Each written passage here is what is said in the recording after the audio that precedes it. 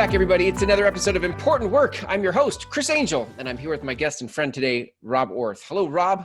Hey, Chris. How's it going? Good. Good to see you there. You're at home today, Sandpoint. I am. Yes. The home office. I live in Rathdrum, actually, where I live. Oh, you do? Why do I always Yeah. think Sandpoint? What's up with that? My office is in Sandpoint. Oh, okay. So how far is Rathdrum from Sandpoint? Rathdrum's about an hour drive, depending on logger traffic and. Yeah, right. You drive an hour to your office from Rathdrum? Well, I don't go every day. It's Wow. it depends on what I'm doing and where I've got to go and looking at properties, and so So part of the time I'm up there, and part of the time I'm all over the place in Rathdrum, Kootenai County area. So. Crazy. Yeah. You are, for those listening, you have a real estate license, so that's some of the stuff that you do your driving for, right? Correct. And you've been really successful in how many years you've had your license? 2 or 3? About 4 years now. 4? Yeah. In fact, And we met starting from zero. It's been Right. an interesting journey. Yeah. Yeah, no, you've had a great 4-year run. It can be really hard to break into real estate, and you've done a great job. Of course, we're not here to talk about real estate of all things. We're here to talk about your important work. Right. Which is, how would you describe your important? How would you describe it? Because I think you have a lot of things that your hands are in. Because people are like, what in the heck is he talking about? Important work. So I'm one of those, and I think we all are. We're given to doing something bigger and better than just whatever we're doing for a living. Totally, yeah. Yeah, and sometimes those two merge together, which is really a great place to be, where you can be functioning in your, whether it's you call it your God gift or just your gifts to the world around you and the people around you while you're working and getting paid for it. That's like a double bonus. Right. But typically, I know we go to work and we have our jobs, whatever they are, and then we're partnering with our community around us in a million different ways. It could be through a faith organization. It could be through a nonprofit organization. It could be simply, how am I caring for my neighborhood? And what does that look like? And we've been talking about this of what are we, as we move forward, looking to do in what we're calling next gen communities, to keep community alive and actually becoming healthier than it's been for a while now. And we've been watching so much anxiety going on from the national news or even local news of all these things that are going on, whether it's from the political spectrum or national disaster. I mean, look at what's going on right now with the hurricane that's sliding through, and what an opportunity for community to come together. Yeah. And how do they do it? Because something like that just drops all the barriers. Right. Because we're all getting wet and windy at the same time if you're living in that zone. Yeah. Yeah. And so how do you care for one another? What does that look like? But doing that year round, doing that in your local community without necessarily a hurricane, but how are we caring for one another? So for those of you listening, Rob has a show called Next Gen Communities where through our agency, we started to talk about what would the conversation be, and Next Gen Communities became the name of the show, which will be released here in the next week or so. But this felt like a good container that Rob could talk about some of the things. You have lots of perspective through years with Salvation Army. You did a ton of work there. You've done other types of nonprofit work, I believe. Yes, you did other types of nonprofit work. And I partner with the community in a lot of ways, and it's through nonprofits where I'm on the board of the North Idaho Crisis Center, which is a mental health crisis center here in Coeur d'Alene. There's several of those in the state of Idaho now. It's becoming a national model on how to deal with that type of community health issue, which is, that's a whole nother conversation. Right. Historically worked dramatically with the street homeless population. And that's one of those hot buttons that you see in the news right now. Especially in cities. Spokane. Yeah. Spokane's like on fire about that conversation. Oh yeah, they're putting videos together, Seattle, San Francisco, Los Angeles, the East Coast. I mean, it's a dynamic that is reaching a crisis point, and how do we as a community actually deal with it, as opposed to just point fingers and do something about it and get up and move? I mean, that happens. A lot of people's like, I can't take it anymore. They just leave. I did a video the other day about humanity is having their breakdown before its breakthrough. Like, you know, Right. we talk about breakdown, breakthrough, and a lot of times we think of that from an individual perspective, but I think humanity collectively is having its breakdown and it's No, I think preparing us. that's a great way to put it, because we are. I mean, when you Yeah. watch, if you watch, spend any time watching the talking heads on TV, Mm-hmm. everybody's head's exploding. I mean, if you have that, Yeah. emoji dynamic of, you just see these 4th of July explosions coming out of the top of heads. Yeah, boom, boom, boom. And I sit back, it's like, folks, this just goes on all day, every day, Yeah. and nothing ever happens out of it. It's just, Right. a lot of blather. And so how does something happen out of all that? It really is, a lot of it happens at the local level. Yeah. How do we come together in communities and start having a healthy conversation where we actually listen and hear one another? So if I start talking, I'm not getting screamed down. You Right. start talking and I'm not screaming you down. Both ways. Right. No matter where we sit on the political aisle or the social aisle, how can we kind of level the playing field and communicate with one another as a community? Imagine what that would look like, having that kind of dialogue and all these things we watch on if we're watching this stuff on, whether it's podcasts or cable or just other shows. I mean, it's gotten pretty noisy out there. I'm so curious. Can I say that you were a PI? Can I say that? Sure. Oh yeah. You were one of the most fascinating people, like, of your background. You also, how do you say, raised palm trees? What do you call that? So I was they call it, well, in the geek world, they call it a palmophile. Yeah. There's a word you don't hear in a sentence. I know, right? Often. I haven't heard that one before. Yeah. I see so many different backgrounds, but I'm curious, like, because I would think being a private investigator, you would see certain sides of humanity that, I mean, if you connected some dots and you looked at, like, how do we behave in community? How do we behave as individuals and interpersonally? They're like, I would imagine you saw some things from a private investigator side that would give light to our human condition. It did. It did. I mean, and I always call it, the private investigator was, what game are we playing today and who's playing the game? It's like, Alex, who are our contestants today? And then everybody would show up, and everybody had an angle. It was typically there was a money issue at stake almost always, whether it was through a divorce situation or through a car accident or a slip and fall or a financial explosion of some sort. And my job as an investigator is to try and get to something that resembles truth.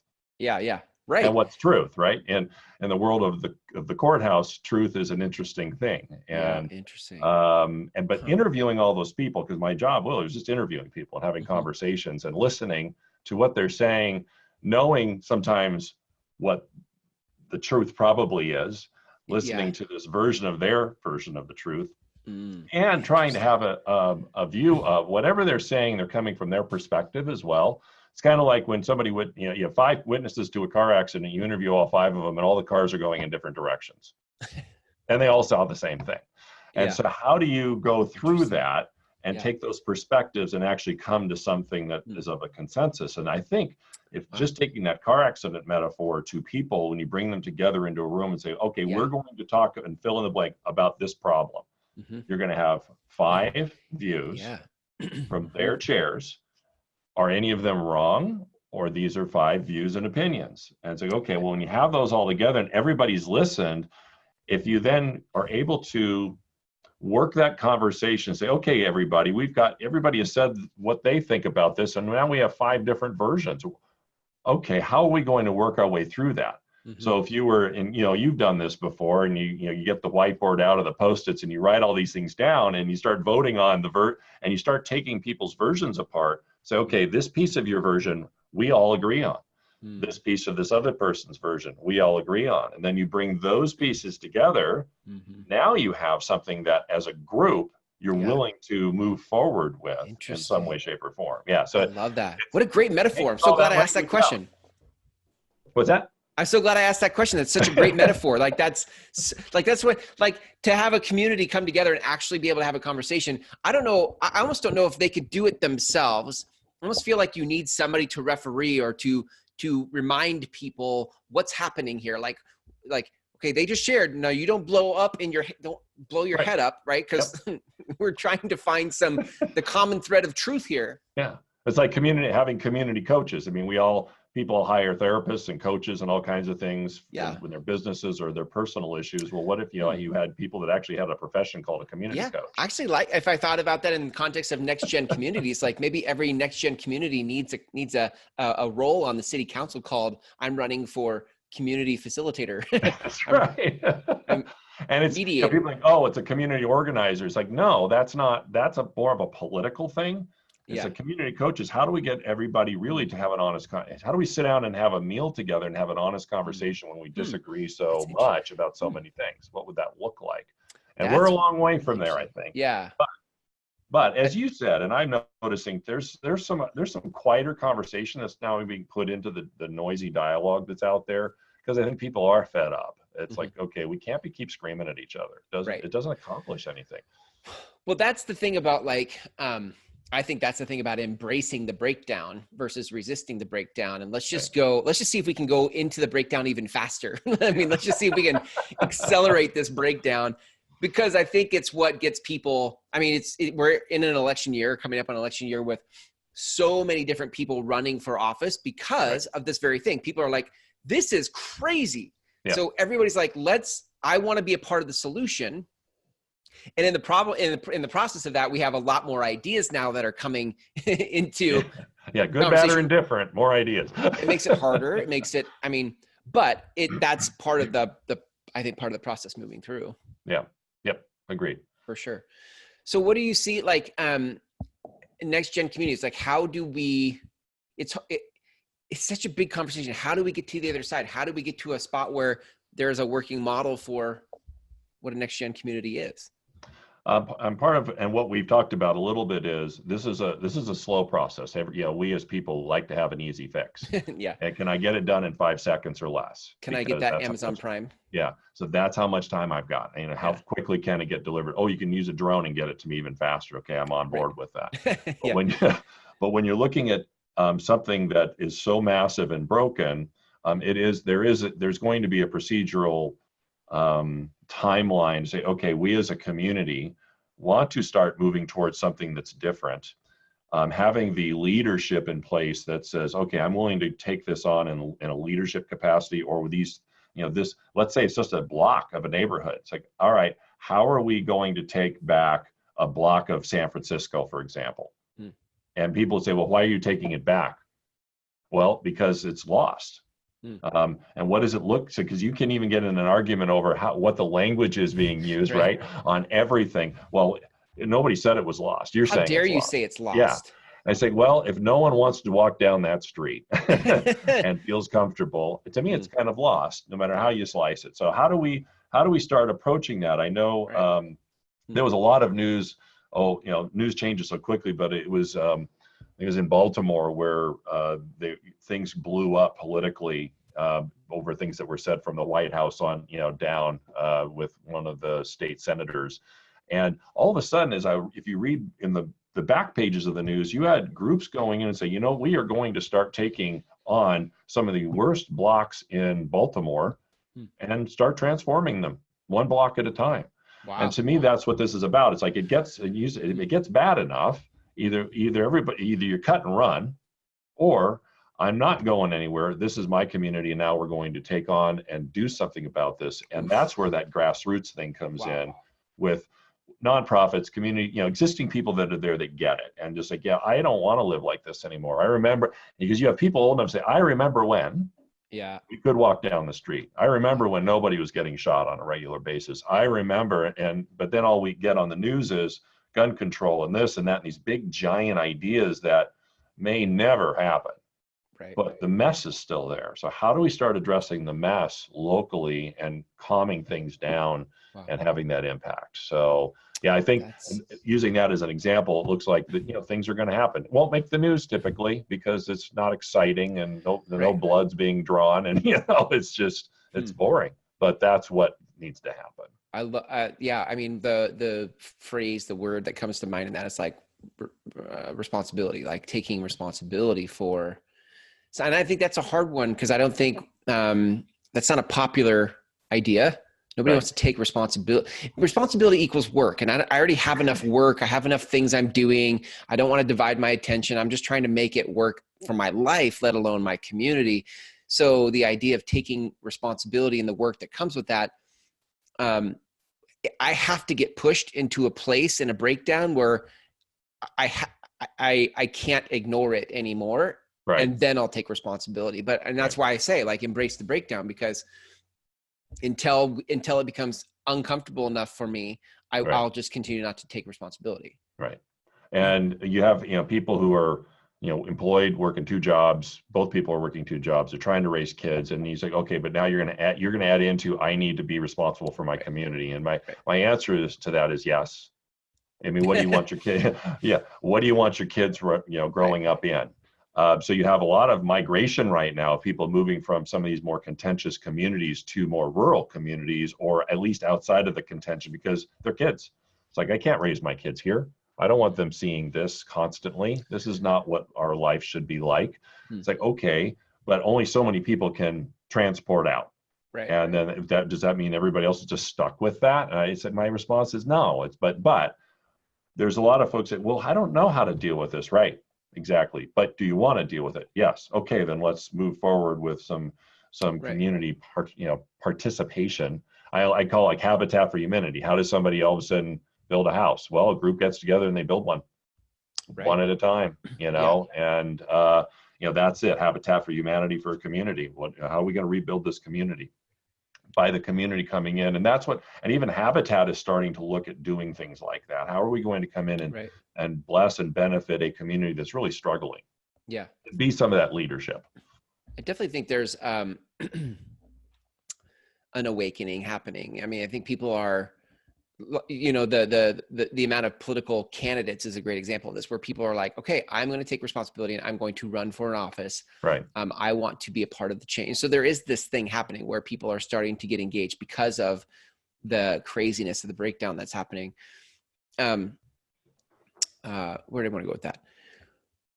I don't remember, but anyway, I do see the awakening happen. I do see people that are noticing and doing something about it.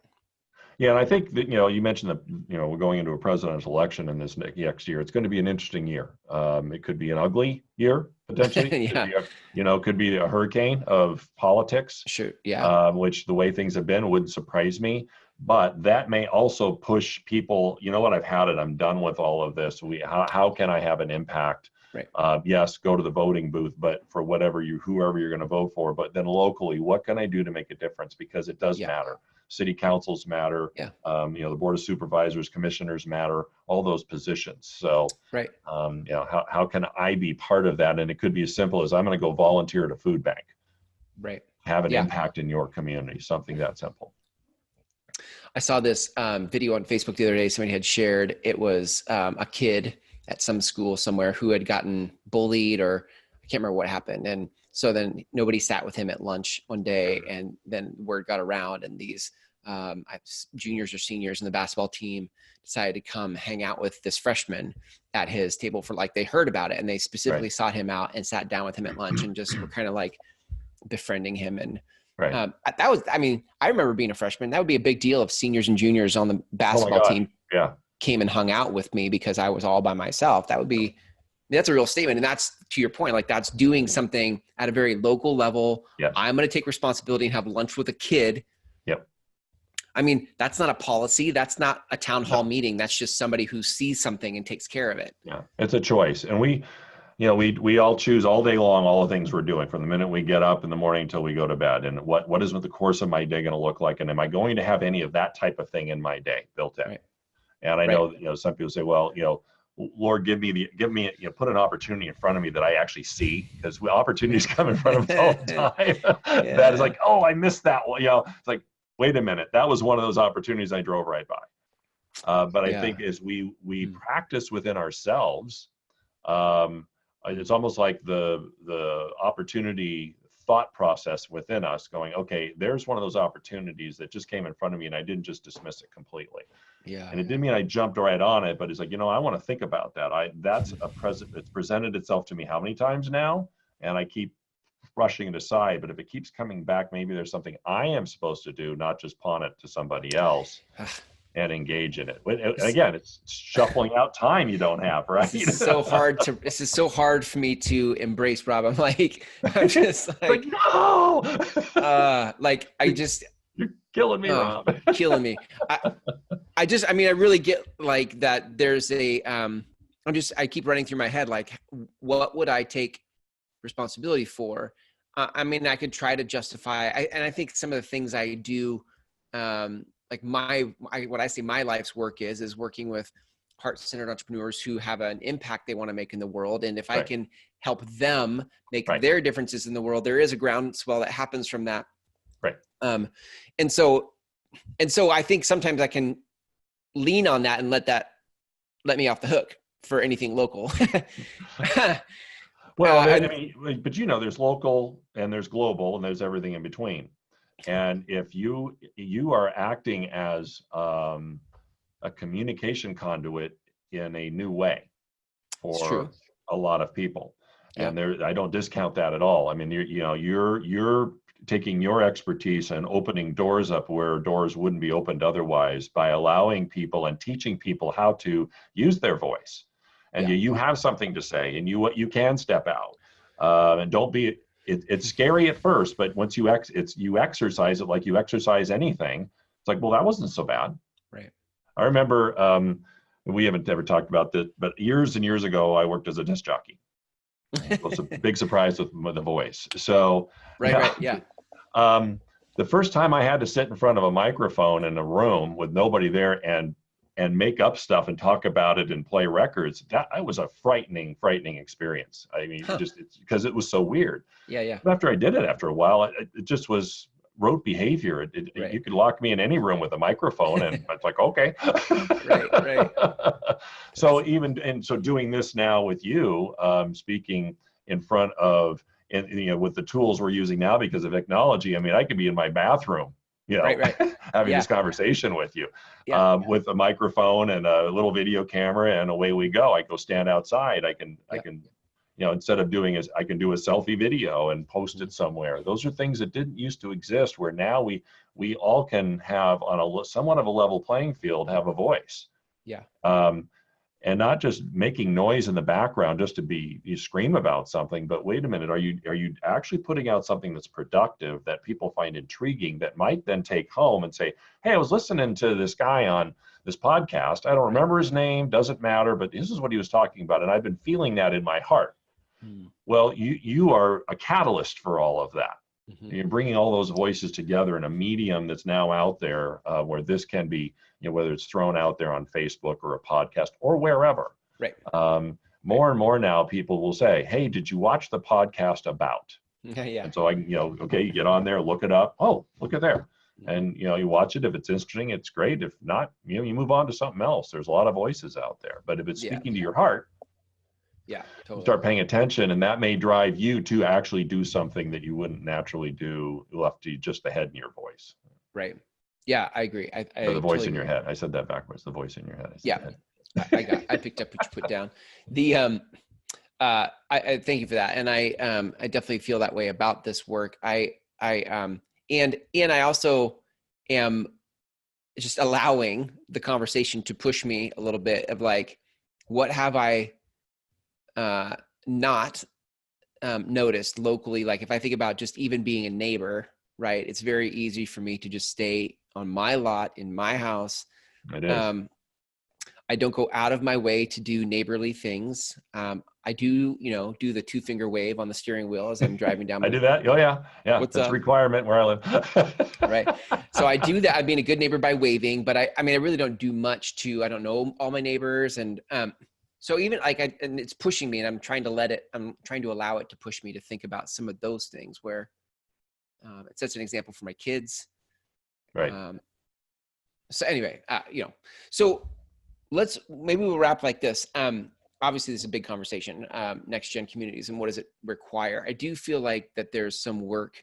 Some of the work happens at an individual level. We have our own shadow work to do, our own demons to look at that are the things standing in the way of us acting in love, acting in, love. Right. It's such a universal, it's such a broad, word we just slather on stuff. But I do think the essence of that is where it starts, and then we can move that into specific expressions of love. But what do you feel like, give me some parting advice or wisdom or perspective on just how we individually can begin to create next gen communities where we live. So as you evaluate whatever you're struggling with within your own community, and then you ask yourself this question: where could I be kind today? You're starting with you use the word love, but I'm going to even make it simpler. Okay, yeah, I'm supposed to love my neighbor, but actually I hate all my neighbors, so I'm not going to do that. Okay, so you hate all your neighbors, that's fine. But where can you be at least kind? Yeah.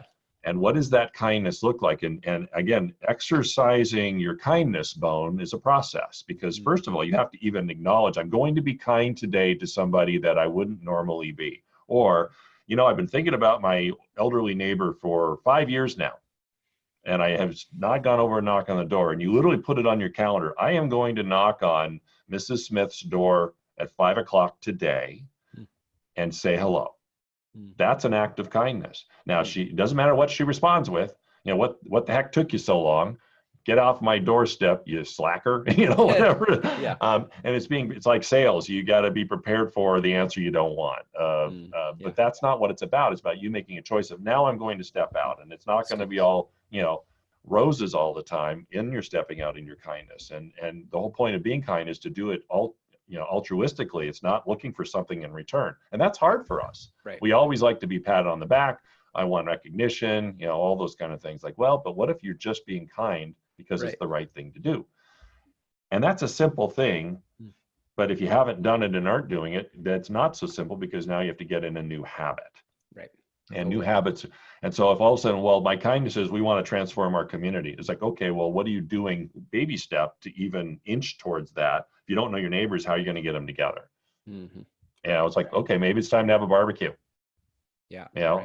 Or we're going to do a fire pit as the weather, cools down, and we're going to invite some neighbors around, and we're just going to hang out and have a hot dog and, enjoy the fire and get to know each other, and start talking about what are the concerns of our neighborhood.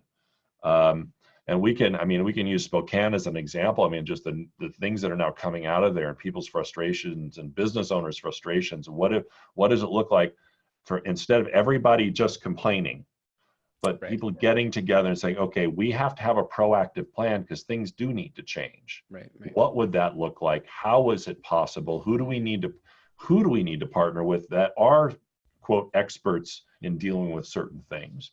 So that it doesn't keep going further down a bad trail and end up with, we're just going to empty out the downtown and go somewhere else, because that doesn't, that's not good. That's not good business, if you will. That's good, man. So good. Well, thank you this is a big conversation, like I said, and I think it takes some gumption to lead a conversation like this, to build a show around it. And I love that. I think that's amazing. And so if people want to learn more about you, what you do, your show, where can people go to learn more about all that is Rob Orth? So super simple, www.roborth.com. Look me up on Facebook. I'm easy to spot on there because I'm always posting, pictures of local wildlife as I'm wandering around out in the streets. Nice. And you can connect with me and message there or off the website, which has my phone number, and you can give me a perfect. And everybody listening, keep your eyes peeled for Rob's show. Should be releasing in the next week or so, called Next Gen Communities. It's a super honor to help you produce that show into the world, Rob. And thanks for hanging out with me on the show. Yeah, thanks for the partnership. Yeah, good stuff. All right, thanks. See you next time. Yeah, bye. Do you have important work in the world? We can help you produce a show just like this one and get your message out in the world.